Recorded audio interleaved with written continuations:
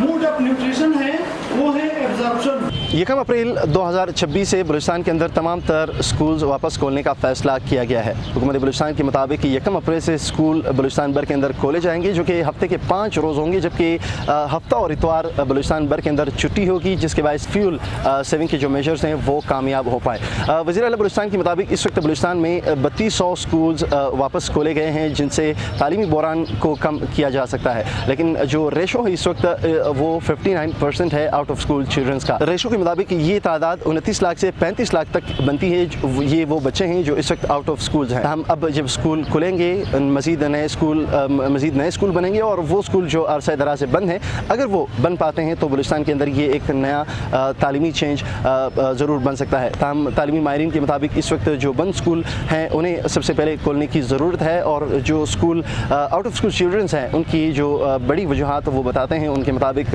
Drop out ratio और इसी के साथ ही गुरबत वो दो बड़े फैक्टर्स हैं जो कि इन बच्चों को स्कूलों से बाहर रखते हैं।